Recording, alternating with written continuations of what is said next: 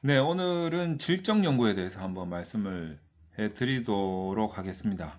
뭐, 제 개인적인 이야기이기 때문에, 이게 뭐 100% 맞다, 이렇게 뭐 설명드리기는 좀 애매하지만, 그래도 이제 제가 생각하고 있는 질적 연구, 요거에 대한 좀 효과적인 방법들, 좀 뭐라고 해야 됩니까? 좀 효율적이고, 요걸 이제 다른 말로 그냥 한마디로 말하면 좀 가성비 있는 이런 질적 연구하는 방법. 여기에 대해서 좀 설명을 좀 드리고자 합니다. 우선 이제 우리가 질적 연구라고 한다면 이 질적 연구에 대한 교재도 있죠. 뭐 그 교재에 보면 5가지 뭐 질적 연구의 방법이 있다라고 하면서 이제 뭐 현상학부터 시작해가지고 뭐 사례 조사, 뭐 문화 기술, 뭐 여러 가지 이제 쭉쭉 한 5가지 정도 소개를 해놓고 있습니다. 뭐 그거는 뭐 그것대로 참고해서 보세요. 자, 그런데 이제 기본적으로 저는 질적 연구가 한 3가지 패턴이 있지 않나 이렇게 생각을 합니다. 그 첫 번째가 문헌 고찰이죠. 문헌 고찰. 고찰이 아니고 문헌 고찰. 문헌 고찰 앤드 선행 연구 조사. 그래서 이제 소위 말해서 어 뭡니까? 그 책이나 연구 논문들을 보고 그것들을 조합을 해서 아젠다 세팅을 하겠다. 뭐 요거죠. 좀 필요한 아젠다를 모아가지고 요걸 다시 내가 세팅을 하겠다. 뭐 이런 거죠.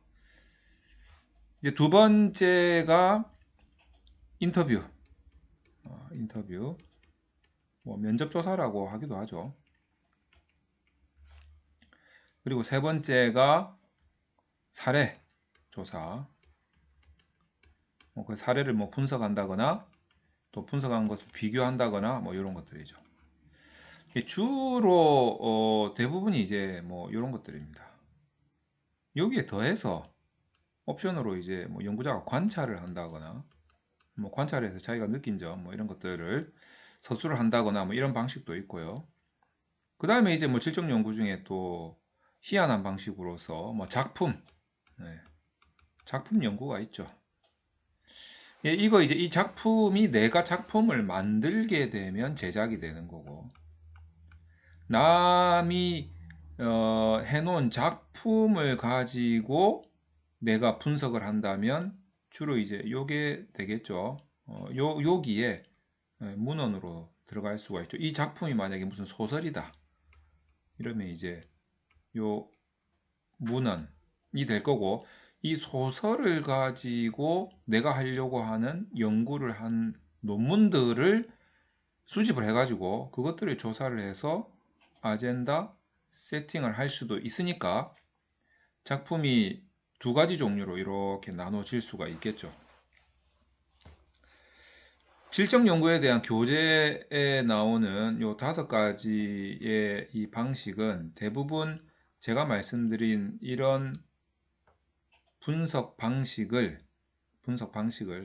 응용하거나 뭐 혼용하거나 뭐 요런 거라고 보시면 될 것 같습니다. 그래서 기본적으로는 이렇게 크게 3가지를 많이 사용을 하게 된다라는 점을 먼저 알고 가시면 될 것 같습니다. 자, 그런데 이제 우리가 이렇게 3가지 방식을 우리가 직접 사용을 해가지고 또는 이제 뭐 관찰을 한다거나 여기 이제 아니면 요 2개가 뭐 더해진다거나 아니면 요 3개가 더해진다거나 뭐 이런 거는 이제 응용이나 혼용이니까 여러분들이 이제 뭐 필요한 만큼 혼용을 해서 사용하시면 되는데 어쨌거나 저쨌거나 이제 이런 방식을 사용한다라고 했을 때 좀 순진하게 생각을 하자면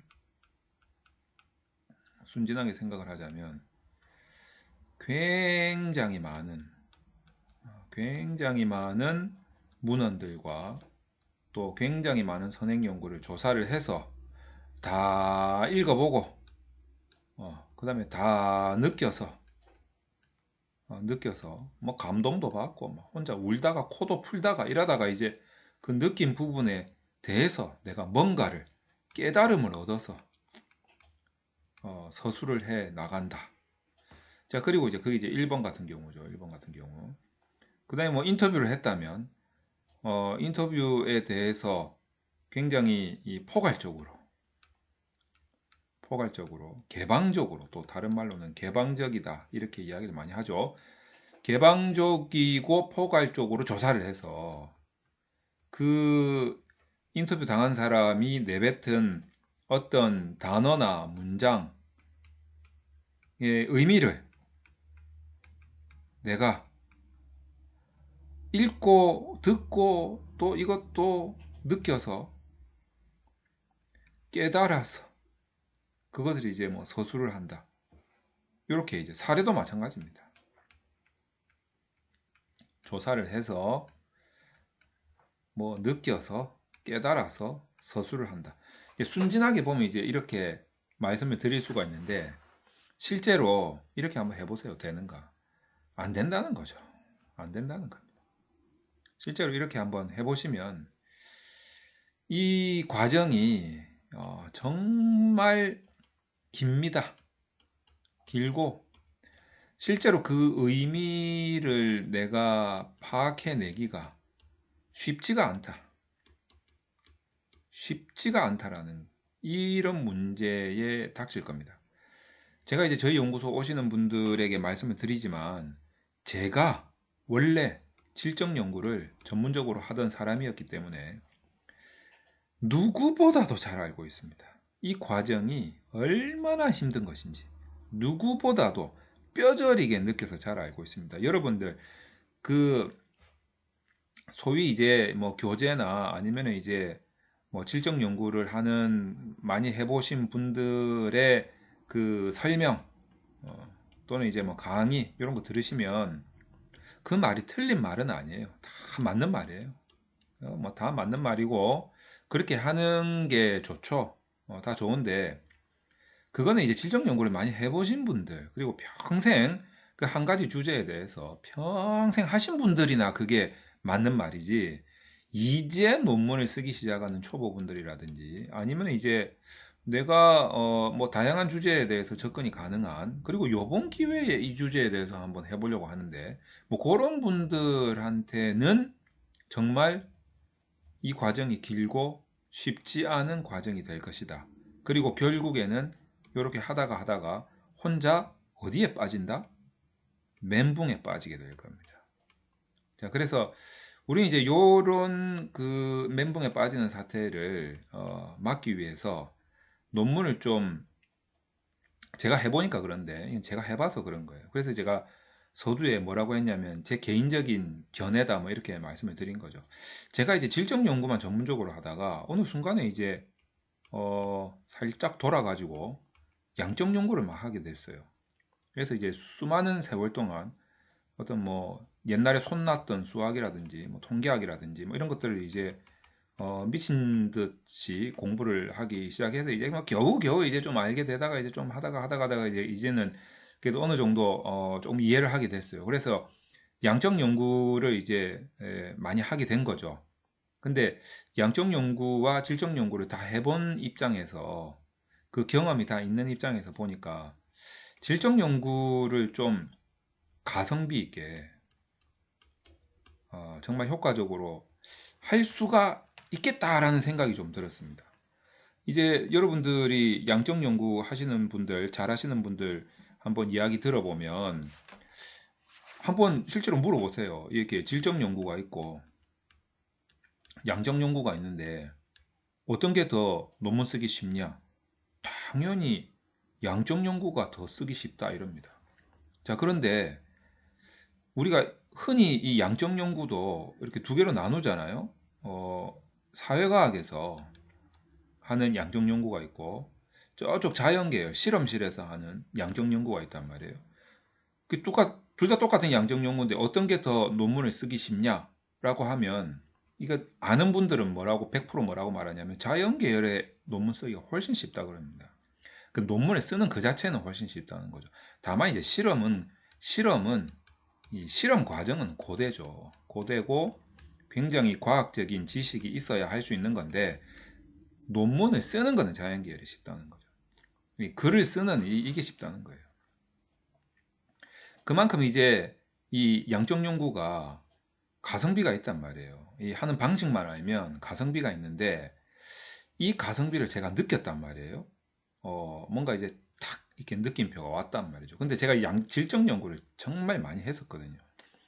그러니까 이 질적 연구가 이 단점이 제가 알고 있단 말이에요. 이 단점을 좀 가성비 있게 승화시키는 방법이 없을까? 이 양적 연구에서 가지고 있던 그 장점, 특장점을 이쪽에 살짝 입히는 거예요.